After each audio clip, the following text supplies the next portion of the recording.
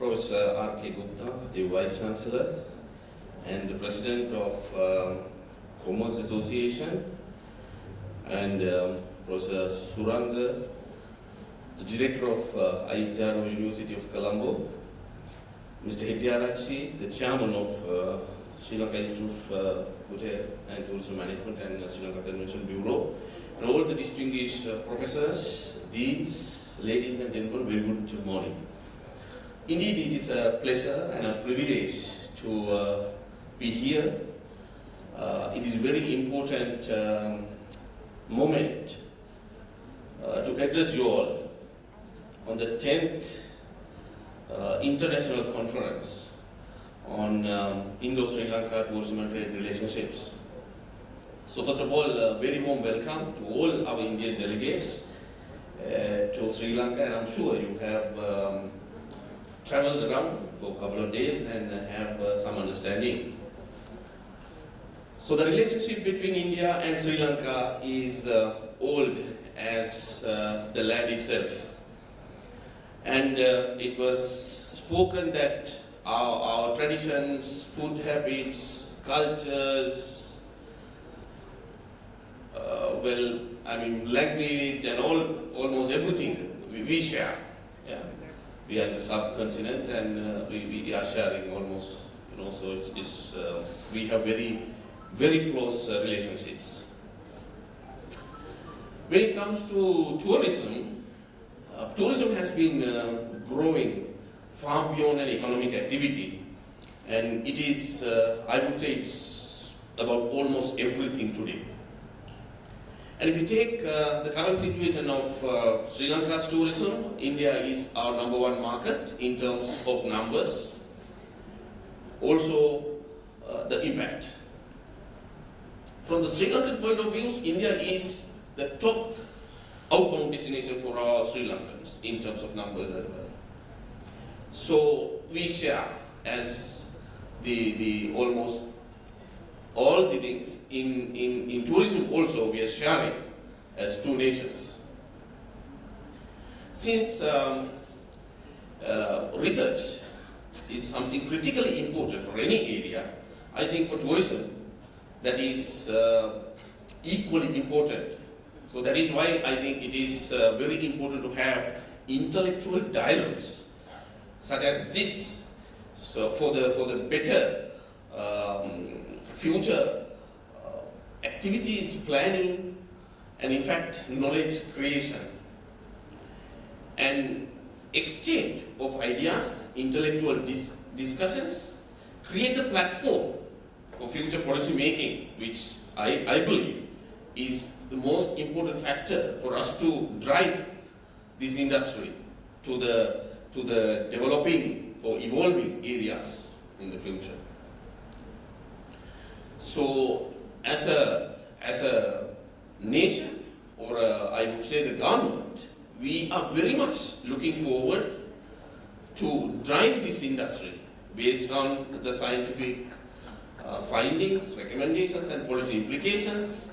And specifically, we know that the general guidelines will not support for us to face the coming issues in complex areas like tourism.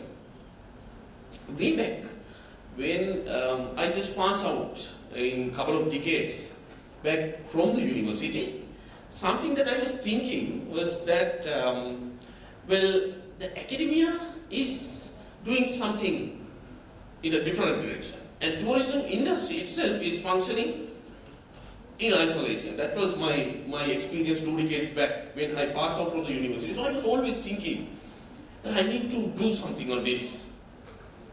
And then I worked for about 5 years in private sector, and I had some, opportunities to even work in India under certain assignments.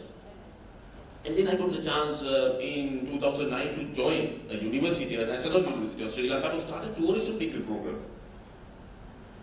And I think we have done certain, new initiatives to fix this existing gap between the tourism industry as well as the university education, particularly the academic activities and the programs, degree programs.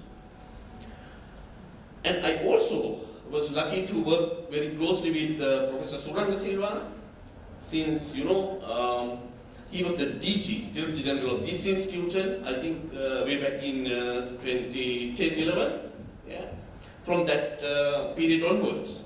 And I've seen the establishment of the Sustainable Tourism Unit and introduction of new tourism degree programs in the University of Colombo have paved the way for Sri Lankan tourism to engage more into academic activities, and many of those academics to engage with the industry, and many of our industry professionals to expose to what is happening in the academic world in terms of tourism.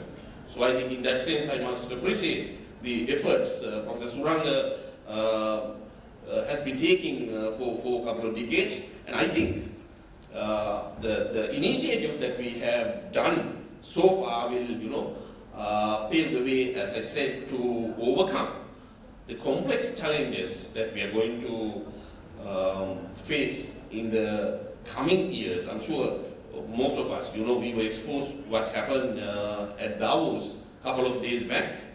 And one of the key focus of the discussion was there about the challenge for future employment. Tourism industry is one of the largest employers around the globe. And the growth of AI, technology, will start to challenge. I saw Geeta Gopinath was talking about assessments. And it is time for us to actually, rethink about the way that assess students in universities, given the, AI and, the growing technologies. So I think these are some of the key areas, particularly in tourism employment, as to how we are going to cope up with the evolving technological initiatives as well as developments, as to how we should manage and we can manage. Now these are some of the areas, and the tourist satisfaction, and maybe new experiences, and culture, heritage, sustainability, and so forth. I think there are more areas that we need to focus as academics to drive this industry to the growing challenges in the future.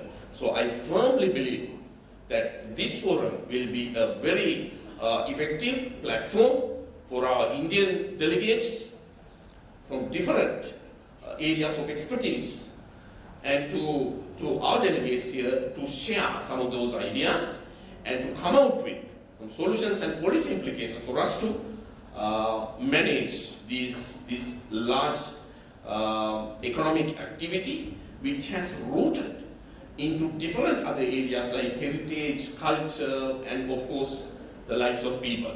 So therefore I wish all the very best for this initiative, and once again appreciating Professor Suranga and all the delegates taking your time and the commitment for coming all the way to Sri Lanka and engaging in this intellectual dialogue, so that we will be able to recommend some of the future activities for both, particularly policy implications for Indian and Sri Lankan initiatives to manage the tourism industry.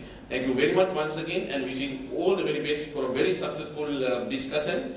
I remain. Thank you.